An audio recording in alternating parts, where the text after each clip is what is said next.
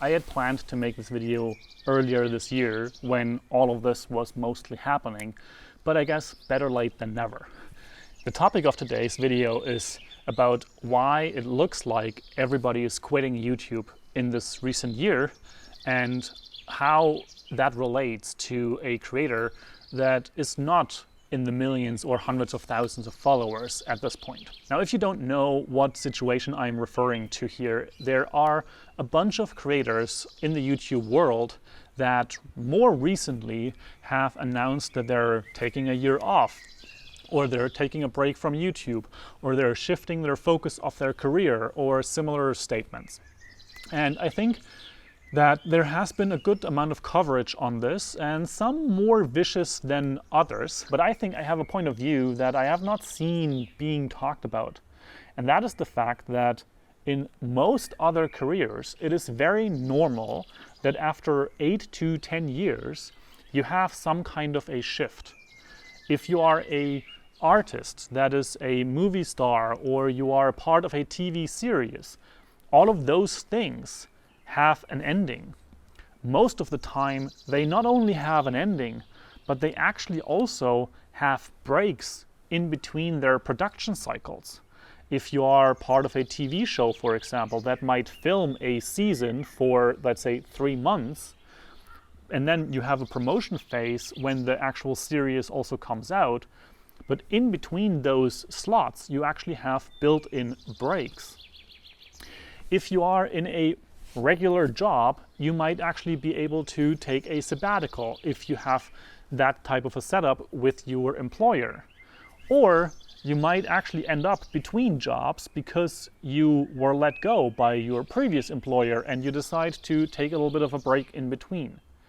The problem that comes into play here in the creator economy is that not only do you have to be able to afford that type of a break, but also it most likely comes with the anxiety that the algorithm might change. Your followers won't care as much when you're coming back. The situation of the creator economy might have changed completely. So if and when you come back, you might not be able to get to the same scale that you were before.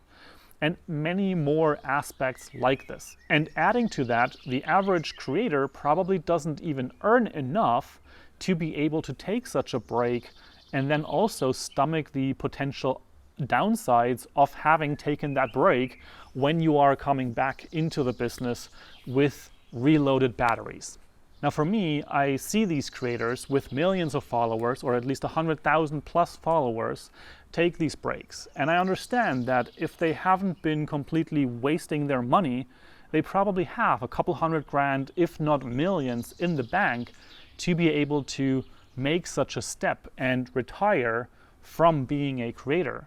And I think more power to them. But it also shows something that I want to take away from this. And that is that even as a smaller creator, you probably don't want to sell yourself short because you want to be able to take that break. You want to be able to retire at some point and get out of that hamster wheel of being tied to more views, more subscribers, and having to publish every single week.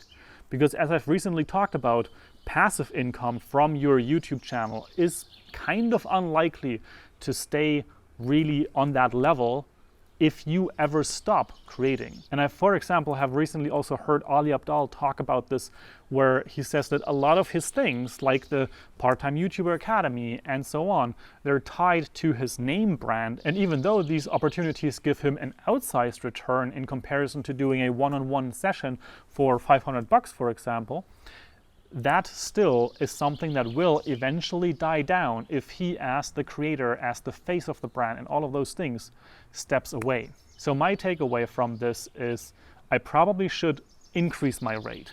I probably should charge 4 times as much when a sponsor asks. I probably should increase my consultancy rate. And even if those deals then fall through, at least I have more energy and more time to put into these other aspects. But if they work out, they actually are worth it to be done. Overall, I think it's fairly normal for these creators to take a break or step away from their business. That is something that we've seen from music artists as well as movie stars for decades at this point. They have their success, they have their albums, they have their tours, and all of a sudden they just disappear for 2 or 3 years. And oftentimes they do come back after that, and they might even get bigger than they were ever before. So maybe the same thing holds true for the YouTube creator economy. And maybe that is something that you also at some point can experience. But for the time being, if you are still in the growth phase, you're still putting in, I think it is again very much an important step to value your own time, value your creation as a business, build it as a business, and also build it in the back of your head with the option that you actually also, at some point, can take that break. You can live off of either the income that it will continue to provide or the money that you, in the meantime, have stacked away, so that you too have that option to take that half year or that 1 year of a mini retirement, so that you can recharge your batteries and you're not tied to continuously creating that video one after the other and after the other. I still very much find myself in that rat race, or maybe in that restarting rat race, because I used some of that income that I was generating from, in my case, Amazon videos and YouTube, to be able to take a short break. I also tried to build something else in between, which didn't quite work out the same way that I would have liked it to be, but now I'm getting back into this here because it's the original thing that I started. It's the original thing that I always wanted to be doing, to be here, to create these videos, to have a connection, share my knowledge, my experience, and see where that leads. So now it's up to you. Do you have experience around this topic? Have you ever wanted to retire from being a creator? Do you envy those that are up at the top and able to retire? Or are you really in the grind and you're happy to do so and there's no stopping anytime soon and you're excited about that? Leave those comments in the comment section down below, and I'm excited to have a bit of a conversation there. So with all that said, I hope you have an amazing day and you can enjoy it, and I'll see you in another one.